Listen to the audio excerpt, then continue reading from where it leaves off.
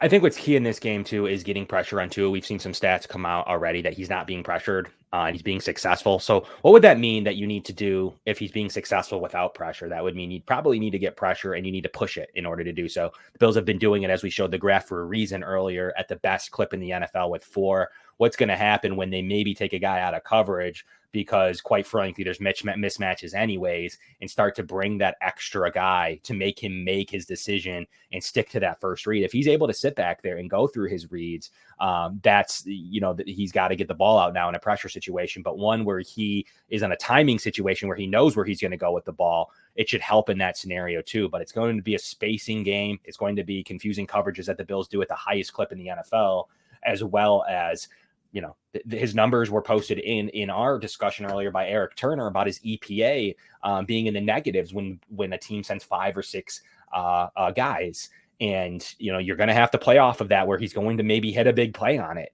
But at the same time, I think if there's a decision and a way to beat him, to get him off the field more than he's used to at this historic clip, I think you're going to need to send 5 guys. I wouldn't maybe risk 6, but I think you're going to have to send 5 guys at a pretty big rate for the Bills. And one where Tua has struggled with the Bills' pressure packages in the past. And I think you're going to see that here in this game as you break down the EPA in a pass rush situation, to where the Bills' front four has been really good. But then now you tie in an extra element of another player coming from whatever simulated pressure or whatever situation, whether it's a safety, whether it's Taron Johnson, whether it's Terrell Bernard, a situation to where we're going to have to bring guys occasionally to show him different looks, to where he's going to need to take that first read. And I want to gamble or two. I want some of my DBs to gamble, because these receivers are going to make big plays anyways. I'd like to take the ball on a gamble. This is the game you gamble and hopefully have safety help over the top to where it's only a 30 or 40-yard negative. But I want that gamble, because you're going to need to take the ball away on a pressure package to the right, a quick hot read, or a quick first-time timing motion to the left. And I want someone right there jumping the route. And I just want to gamble in this specific game rather than sitting back against Sam Howell. That's risky though, Kevin. There's 2 ways of looking at it. You can have the gamble approach and basically accept they're going to hit on some plays, and this is going to be a shootout, where if we can get those 1 to 2 big plays defensively, maybe we get an interception or a takeaway, a fumble, or something like that. Maybe that's the difference in the game. But then there's the other method where you can sit back and you accept they're going to get their yardage, but you keep them out of the end zone, or you do your very best to keep them out of the end zone when you get inside the red zone. So there's going to be 2 different philosophies. How will the Bills address this? I'm not sure, because if you're going to attack, you need to get to him, or you need to get hands in his face. And if Tua continues to get the ball out quickly, that can create some massive plays for Miami, especially if you get the ball in the hands of guys like Tyreek Hill or Jalen Waddle in space. I don't know if we have an update on Waddle beyond that he was in concussion protocol earlier this week still, but probably not till tomorrow. I like what you're saying, and the Bills have been able to get pressure on Tua in the past. Those are some of the games where he has had injuries, unfortunately, to where that's impacted him. But it's one of those things. The whole philosophy of the offseason was to be able to get pressure with your front four. So while I do agree with some of the gamble, Kevin, I am a little worried about it when you're going up against an offense that has gotten off to a historically great start. I want to bring the tiers up for the reason for why I would gamble, and that would be because the cover 2 shell rushing 3 or 4 has been working at a historically bad rate against. So there's some data already. Obviously, the Bills are better at a 4-man rush, maybe the best in the league right now at rushing just 4. That we saw earlier in the show. However, I don't want to just be passive in this game. I'm sick of losing to good offenses passively. And it's one talking point that we left 13 seconds thinking of. We left other big games, maybe even the Bengals with the pushing back of the defensive backs in 3rd and short situations. I want to be aggressive, and I want McDermott to prove to me that his defense is good enough to overcome a big play. And as you see here, the Bills defensive EPA is 3rd in the league, right? And what second in the league and 3rd in the league offensively. But what they're able to do is create negative plays at a high clip. And what you see here from the Dolphins is a historically good offense, but literally average defense. I think it's worse than average, but let's up it to average based on their EPA. And what it's saying to me is that if the Bills can make plays offensively, you can take those gambles and hedge your bet on defense, because you're feeling pretty comfortable. Now, if it's a situation, Mike, to where they're not scoring and they're struggling on offense, you cannot take those gambles. My game plan needs to be altered, because you cannot let up a big play in those specific situations. But one where you're able to move the ball, you go up like you did even 3-7 in this game, and I think you can start to take gambles, because the worst that happens is they tie the game up. But you have the opportunity to flip it into a 2-score game early on and take away and make them one-dimensional in a sort. So to me, if you look at it, the Bills have the defense advantage, obviously, in this game. So I'd like to see them be able to trust their coverage, disguise coverage, bring 5 occasionally. I'm not saying at an 80% clip. I'm saying bring 5. I'm not saying bring 8.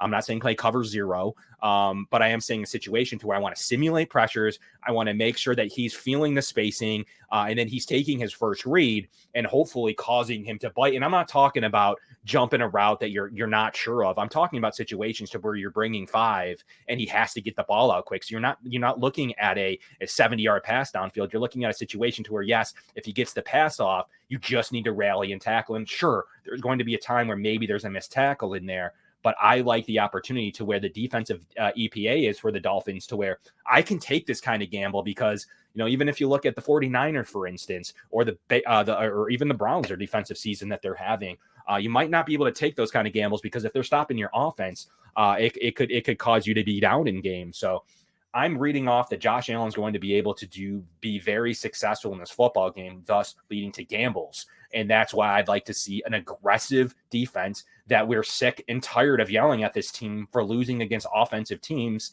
by sitting back and playing cover 2 shell, playing quarters coverage.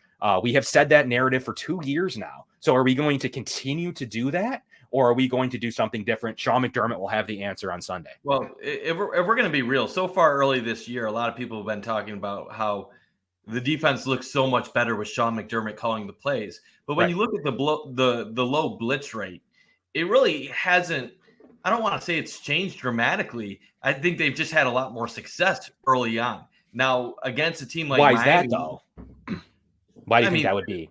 There's nuances that go beyond my ability to break down the game of football. I'll have to look to Eric and get more information from him. But a lot of what we're seeing is still nickel, not a lot of blitzing, and high pressure rate, which is what we were seeing early last year before the wave of injuries that happened to this team. So I don't want to just assume that right now they're suddenly just having all the success because Sean McDermott is calling plays. Maybe that plays a role in it, but I don't think it's the largest role. I think they're suddenly healthy. They have their entire D-line that we thought was going to be potentially elite healthy. Ed Oliver is playing at a high level. The secondary finally has Trey, Micah, and Poyer on the field again, which it'd been 2 years since all three were on the field simultaneously. And the only major change is that they went with a quicker, more instinctive linebacker with Terrell Bernard instead of Tremaine Edmonds. So maybe that does make that much of a difference. But what I want to see is, if we're going to be talking about how great this Miami offense is, we need to talk about how great this Bills defense is. And I mentioned how the Browns earlier were off to a top 10 defensive DVOA season in the last 30 years of football. Well, the Bills aren't that far behind them. And this is going to be a great test early in the season for philosophies of, do you want to be more of an offensive-oriented team, or do you want to be a more defensive-oriented team? Because this is really, in my opinion, two of the league's best going at it. If Miami comes out and they score 30-plus against this Bills defense, we're kind of going to get the picture going forward.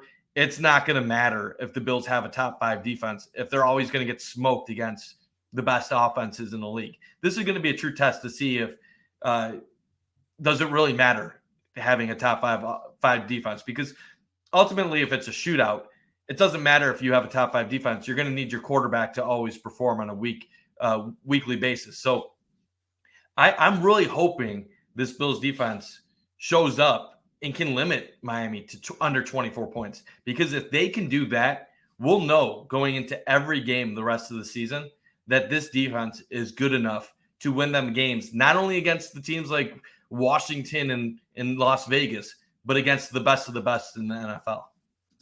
Yeah, and something, yeah, I mean, we don't love PFF. I think it's just a digestible thing to talk about to get us to our points. Like we use DVOA and EPA more than anything on this show. So, like, just on a PFF basis, I think that it's just a matter of like an easy, digestible starting point for people to look at and get an easy to read score, and then from there be able to dive in to see if that's actually true, to see if the data or metrics support that. But on a grade to grade basis, it's not great.